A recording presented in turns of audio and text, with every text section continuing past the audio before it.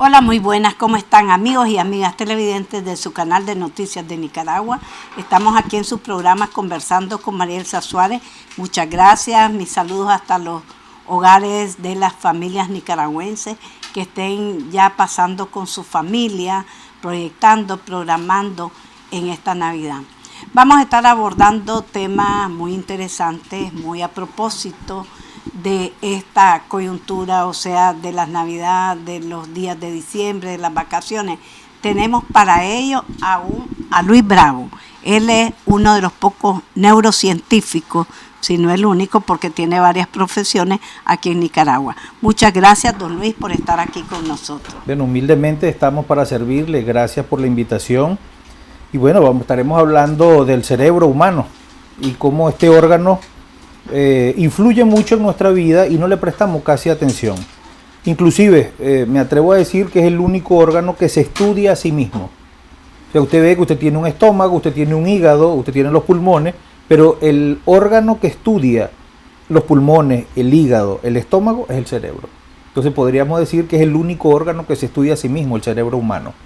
Hay una frase muy jocosa, ¿no?, del doctor Facundo Manes, que la voy a referir. El doctor Facundo Manes siempre decía en sus explicaciones que nosotros somos cerebros con patas.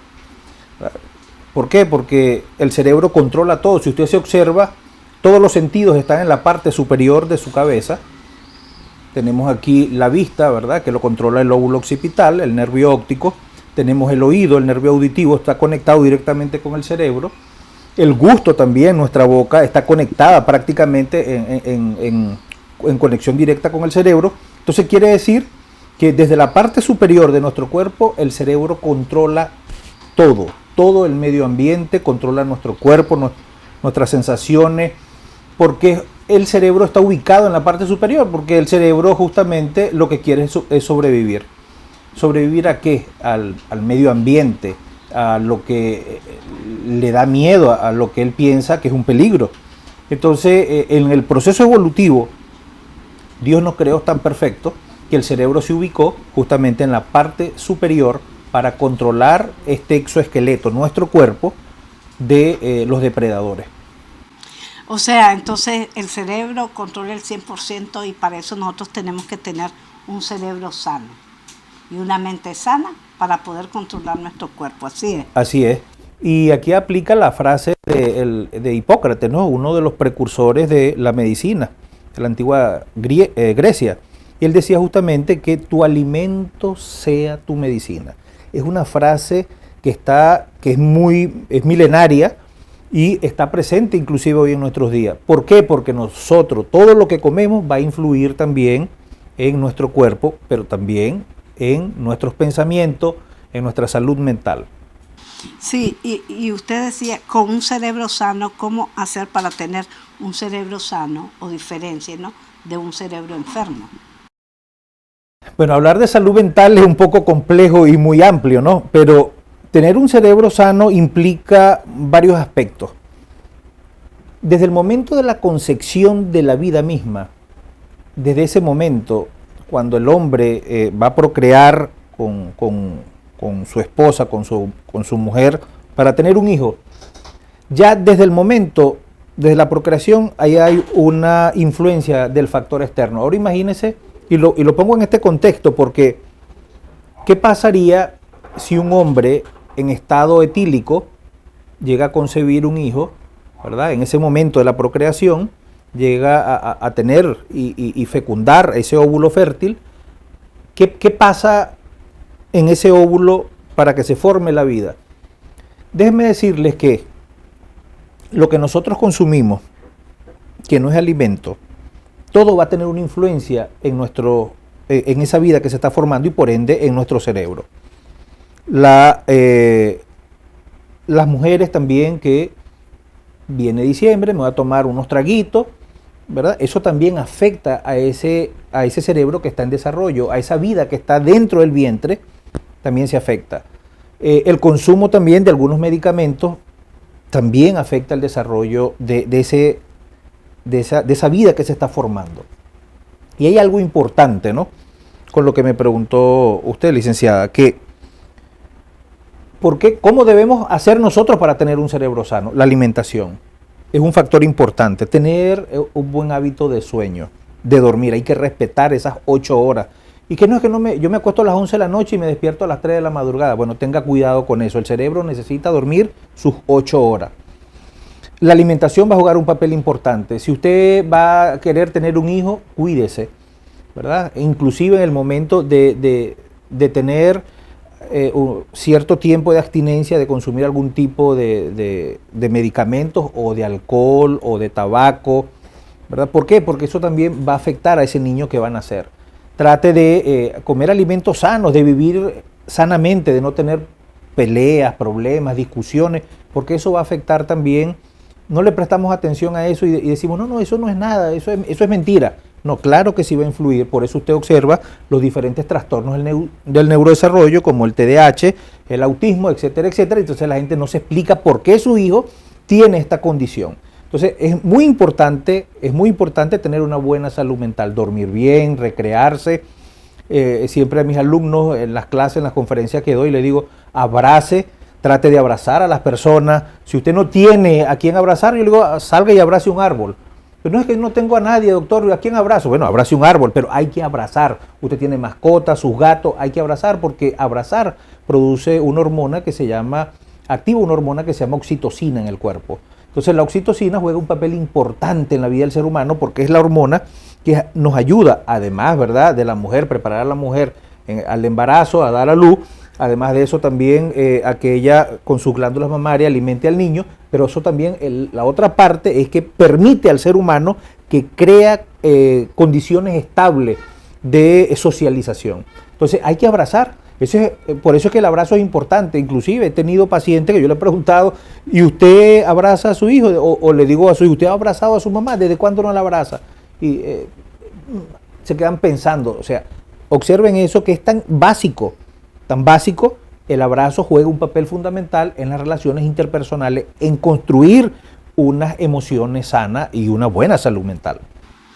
Sí, y hablando de las enfermedades del cerebro, bueno, esto, el alimento y la falta de sueño y la falta de emociones como el abrazo, también van enfermando el cerebro. Sí, ¿verdad? sí, por supuesto, esto va a manifestarse cuando vemos estos comportamientos en el ser humano con irritabilidad, agresivos, depresivos. Entonces todos estos factores van a influir. ¿Por qué? Porque abrazar, dormir bien, comer bien tiene una influencia directa en nuestro organismo. Hacer ejercicio. El hacer ejercicio es básico en la vida del ser humano, caminar. Entonces eso juega un papel importante también. ¿Por qué se producen cuando caminamos, cuando abrazamos, cuando comemos bien, que saboreamos la comida? ¡Ay, qué rica! Y además, si es comida sana, esto por supuesto va a influir en la activación de una serie de neurotransmisores que van a jugar un papel fundamental en la vida del ser humano. Algo importante, hay que comer sano, hay que comer equilibrado. Pescado, su pollo, carne, vegetales, fruta. Bajarle un poquito al carbohidrato y al azúcar, porque eso es lo que nos mantiene así en nosotros, así como usted me ve a mí, rellenito de peso, ¿verdad? Y no es sano.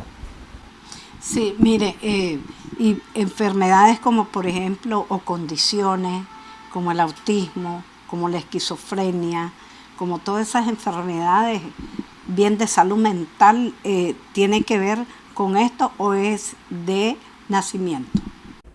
Hay unas que son de nacimiento, pero es lo mismo que le estoy explicando. Un ejemplo, una de las condiciones básicas del autismo es contaminación por mercurio, metales pesados. Los niños con trastorno del espectro autista y algunos trastornos del neurodesarrollo es porque tienen una condición en su cuerpo de contaminación de algún tipo de metal pesado que está causando esta afectación. Eso es en primer lugar. En segundo lugar, los asesinos, los violentos, las personas agresivas. ¿Qué ocurrió en la mente de esta persona para que desarrolle este tipo de comportamiento? Siempre le he dicho a mis alumnos en las conferencias internacionales que doy, hay que estudiar cómo fue la niñez de esa persona, de ese niño, cómo fue su niñez, cómo fue su adolescencia. Inclusive yo voy más allá, cómo fue el desarrollo dentro del vientre de ese niño. Y eso lo podemos observar en la mayoría de las películas de los asesinos seriales o estos documentales, ¿verdad? Caso de Jeffrey Dahmer, vemos a Kemper y la mayoría de ellos. ¿Qué ocurrió en la vida de ellos? Estoy haciendo un background para no hablar de Latinoamérica, sino de Norteamérica, porque ellos lo tienen muy documentado. Jeffrey Dahmer, ¿qué ocurrió en la vida de Jeffrey Dahmer? Y con esto, para darle un bosquejo más o menos de lo que ocurre en la mente. Una mamá que no lo deseaba, nunca lo deseó. Además de esto, la mamá... Eso lo percibe el niño en su... Eso lo percibe de manera directa. La mamá no lo deseó, pero además de no desearlo, la mamá consumía sustancias como alcohol, fumaba y además de eso consumía medicamentos, ¿verdad? Estos medicamentos que tenían una influencia directa en el sistema nervioso. Cuando él nace, por supuesto que la mamá no lo quería tener, y la única persona que le dio amor y afecto fue su papá. El papá fue que le dio afecto en su vida, pues por eso que él desarrolló una distorsión cognitiva y empezó a desarrollar este tipo de comportamiento. Inclusive, dentro de la vida de él, en la crianza, su papá le pregunta, el papá tenía ¿cómo le digamos? Una afición por cazar animales y disecarlos. Y hubo algo importante. Él cuando estaba pequeño, Jeffrey Dahmer, creo que 5 años, cazaron un animal, un mapache, lo abren, lo están haciendo las disecciones y el papá le dice, toca las vísceras, ¿qué se siente? Y el niñito cierra sus ojos y dice, se siente rico, ¿verdad? Sí. Observe cómo es el cerebro. El cerebro de este niño creó una distorsión cognitiva y hay una filia, ¿verdad?, de estos trastornos que se llama esplagnofilia, sentir placer por la sangre y por las vísceras. Ahí vienen los asesinos en serie. Este joven, específicamente llamado Jeffrey Dahmer, empezó a asesinar y sentir placer, ¿verdad?, por la sangre y las vísceras de todas las personas que él asesinó. Creó una distorsión cognitiva. Además de su tendencia sexual, la única persona que le dio amor fue un hombre, fue su padre. Y por eso es que él desarrolló este tipo de comportamiento. Ese es uno de los casos básicos que todo el mundo tiene acceso, en YouTube, está en Netflix, en todos lados. Lo que le quiero decir con esto es que es muy importante la vida del niño. Y nosotros los padres no le prestamos atención, inclusive ahora con estos dispositivos que se los damos. Tengo casos de niños de 3 años, de 7 años, que me han llegado a mi consulta con serios problemas de comportamiento, producto de estos juegos llamados Free Fire, Roblox, etcétera, etcétera. Pero ¿qué es lo que hay detrás de este tipo de juego?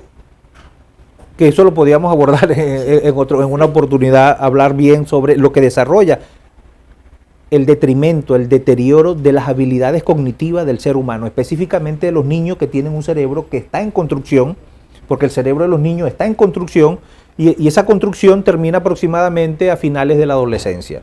Por eso es muy peligroso que un niño tenga estos dispositivos y juegue estos tipos Y se los están dando a los niños para que no molesten y ahí pasan con él. Entonces usted le quita el teléfono, hágalo por prueba, a un niño de 3, 4 añitos, usted le quita el teléfono, ya está bueno, y se tiran al piso y eso pareciera que tuviera un ataque de epilepsia, ¿no? Sí. ¿Pero por qué? Porque eso causa adicción. Encender la luz del teléfono, esa lucecita azulita tenue, pero no solamente eso, sino el sistema de recompensa de que está jugando, de darle con el dedo así, porque los niños tienen una habilidad para darle la pantalla así, todo eso tiene una afectación directa en el sistema de recompensa, específicamente acá, en esta área del cerebro. Entonces, un niño no tiene control, nosotros los adultos tenemos control y cuando queremos dejamos el teléfono, pero también hay adultos que se vuelven adictos. Pero uno tiene esa capacidad porque tenemos estructuras maduras como el lóbulo prefrontal y el sistema límbico, que es el que le pone freno al sistema de las emociones, que es el sistema límbico. Pero los niños están en desarrollo de su cerebro, ellos no saben. Entonces, esta cantidad de información va a causar una afectación gravísima en la vida de estos niños, causándole deterioros cognitivos fundamentales del habla, de la expresión, de caminar, de todo. Entonces, al no tener un control básico de estas emociones, el niño, por supuesto, se vuelve agresivo, violento y no le presta atención a nadie. Lo único que lo calma son estos dispositivos.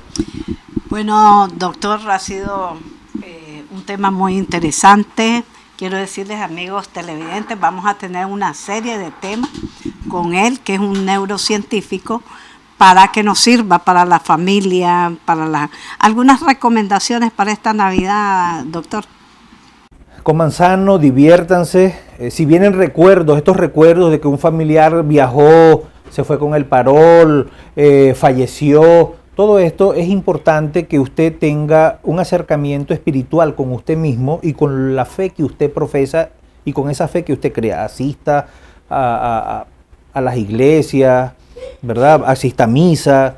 Si no tiene familia, un vecino, comparta. Pero es importante el factor espiritual en la vida del ser humano. Trate de comer bien, acostarse temprano. Y que no se aíslen. Y que no se aíslen. Por lo menos porque usted va. Vienen las depresiones. Porque ahí entra así. No, las depresiones van a estar. Ahí es donde se van a activar producto de estos pensamientos recurrentes. Recordar estos eventos del trauma, de estrés que se vivió o el fallecimiento de un ser querido. Y si usted nunca fue atendido psicológicamente, yo le recomiendo que busque un profesional de la salud mental, sea psicólogo o sea un médico psiquiatra, que le pueda prestar ayuda. Tenga mucho cuidado, que sea profesional de la salud mental, psicólogo y psiquiatra. Muchas gracias, doctor Luis Bravo, por haber estado con nosotros. Muchas gracias, amigos y amigas televidentes, por dejarnos entrar a sus hogares. Disfruten esta Navidad, disfruten en familia. Recuerden que el cumpleañero es nuestro Señor. Gracias y continúen con nuestra programación.